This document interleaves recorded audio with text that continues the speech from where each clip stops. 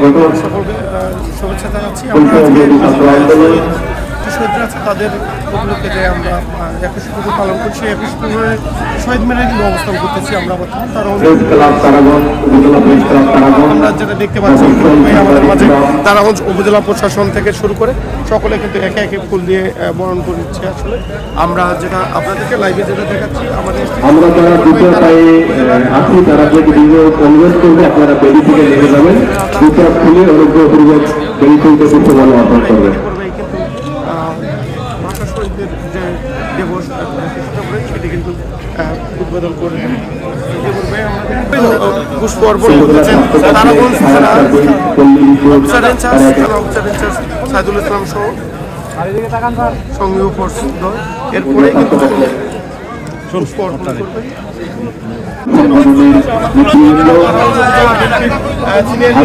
থেকে শুরু করে বিএনপির অঙ্গ সহযোগী সংগঠন সকলেই পুষ্প অর্পণ করার জন্য অপেক্ষা করছে। আমরা একটু কথা বলার চেষ্টা করবো। বর্তমানে আমরা একটু কথা বলার চেষ্টা করবো তারা উপজেলা বিএনপির আয়োজনের সঙ্গে অ্যাডভোকেট মাকদুম আলম। আমরা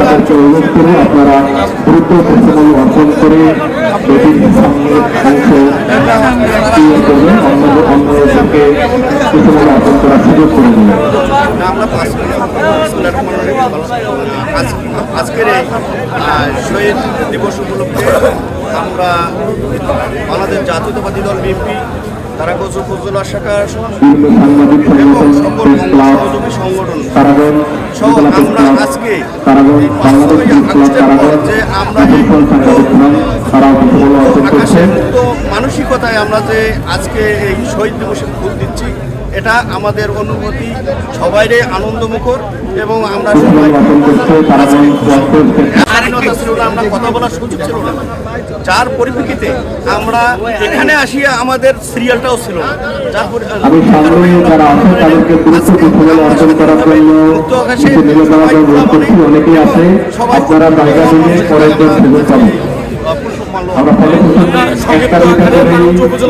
সদস্য সচিব মেহেদী হাসান শিবু ভাইয়ের একটু মন্তব্য নেব। আপনারা আসলে এই আজকে যে আপনারা সকলে মিলিতভাবে একটি কিরকম লাগতেছে এই যে ছট করে?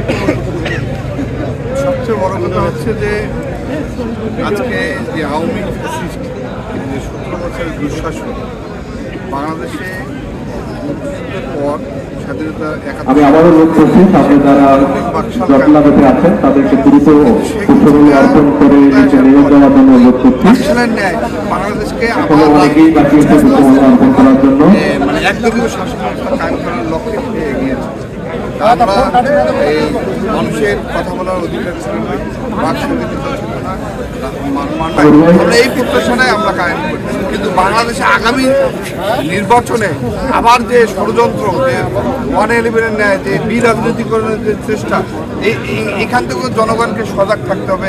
বিএনপি জনমত সৃষ্টি করতে পেরেছে বিধায় আজকে আমরা মুক্ত বাতাসে এই শহীদ বনের ফুল দিতে পারতেছি।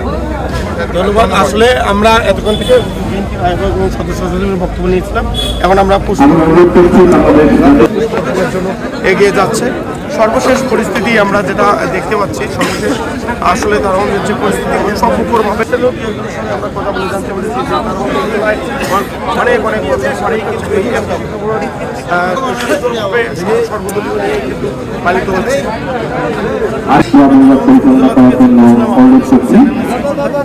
আমার কাছে তারাগঞ্জের সর্বশেষ পরিস্থিতি এটুকুই ছিল। রংপুর তারাগঞ্জ থেকে নাজিম ইসলাম চ্যানেল।